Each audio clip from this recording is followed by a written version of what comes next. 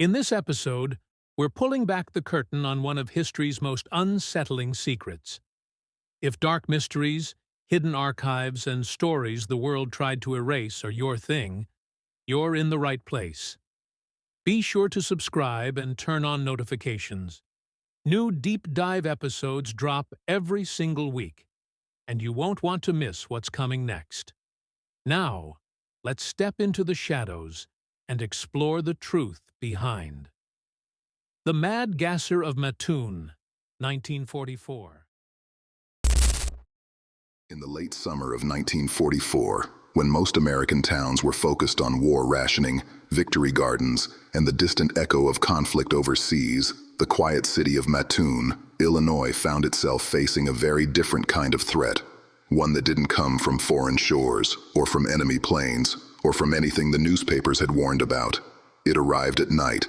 It crept through open windows, across porches, between the narrow gaps in screen doors. And for a brief, terrifying period, the citizens of Mattoon believed they were being hunted, not by a man with a weapon, but by an invisible chemical phantom the newspapers would later call the Mad Gasser of Mattoon. The story begins on the night of August 31st, 1944, when a woman named Mrs. Aline Kearney awoke to a strange, sweet smell filling her bedroom. At first, she thought it was flowers, or spilled perfume, or perhaps a neighbor burning something unusual. But then she noticed something more alarming.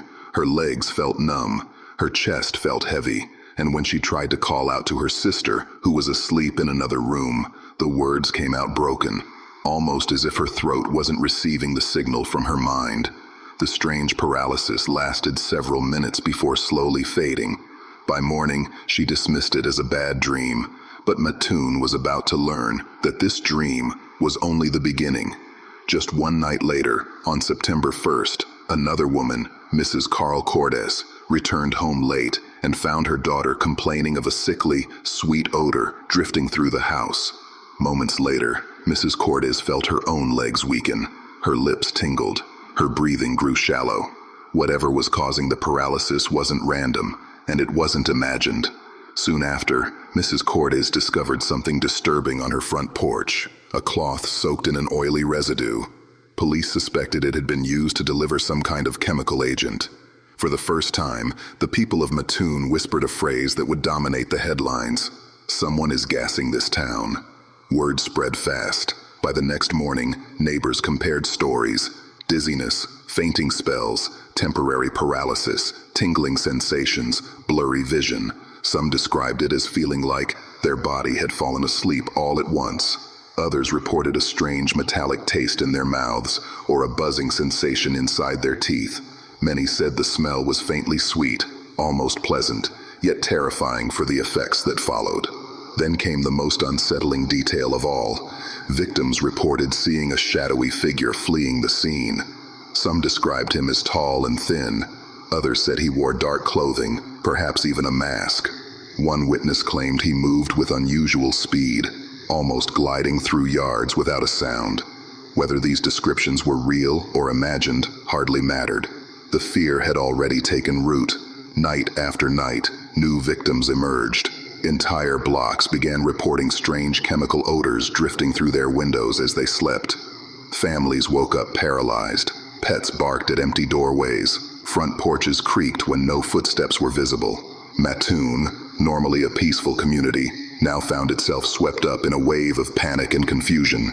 Police cars patrolled the streets, but the gasser, if he existed, never appeared when they were near. In one case, a man chased a figure he believed to be the gasser through his yard. He described him moving low to the ground, slipping behind shrubs and fences with uncanny agility. But when the man reached the corner of his property, there was nothing. No footprints, no broken branches, not even a scent. Just the echo of someone, or something, that had vanished into the night.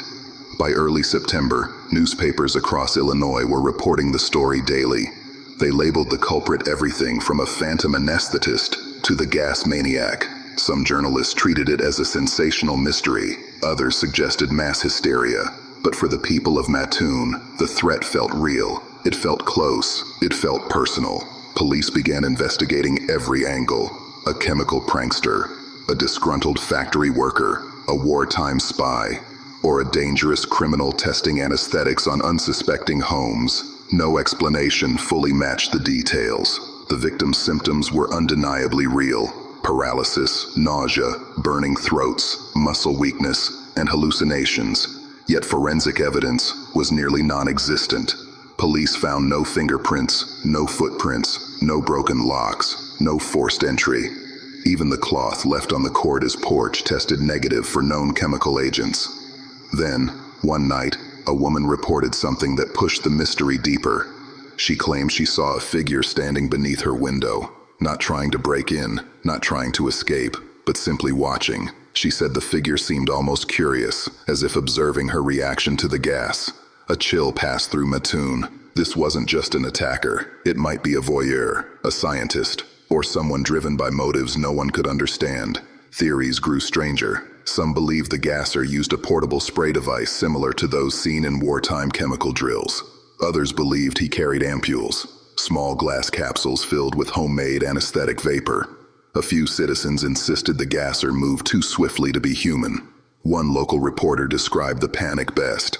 "Mattoon sleeps with the windows locked and the lights on. The town is nervous. The nights feel longer now."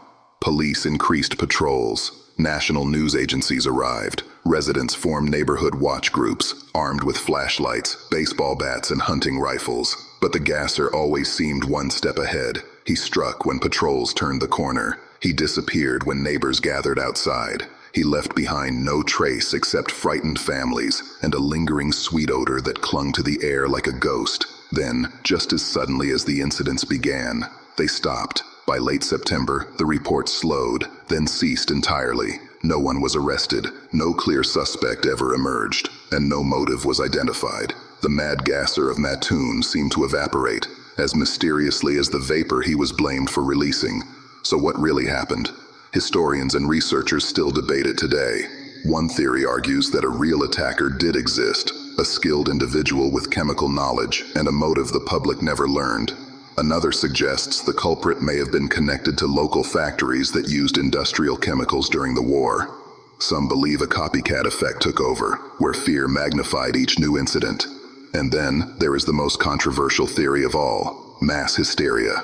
According to this explanation, the first chemical smell may have been real, perhaps from a spilled solvent or a malfunctioning industrial plant. But once fear spread, others began interpreting normal sensations as symptoms of gas exposure. Anxiety alone, some psychologists argue, can trigger numbness, tingling, and shortness of breath. But that explanation struggles with one crucial detail. The chemical smell was real. Multiple trained officers smelled it. Multiple victims experienced identical symptoms, and multiple incidents involved entire households affected at the same moment. Mass hysteria doesn't climb through windows, it doesn't leave footprints in flower beds, and it doesn't sprint across lawns faster than a homeowner can chase. Whatever happened in Mattoon in 1944 remains one of the strangest unsolved mysteries in American history. A moment when a quiet town found itself caught between fear and uncertainty, between fact and rumor, between science and the supernatural. Was it a lone genius testing a homemade anesthetic? A disturbed criminal seeking attention? A wartime saboteur experimenting with chemical weapons? Or a true phantom, a presence that slipped through the night with intentions no one will ever fully understand?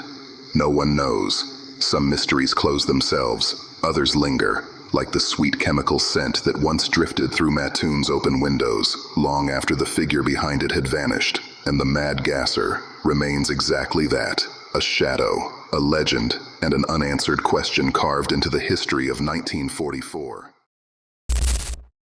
Thanks for watching. If you enjoyed this episode, don't forget to like and subscribe for more weekly dark history stories. I appreciate you being here.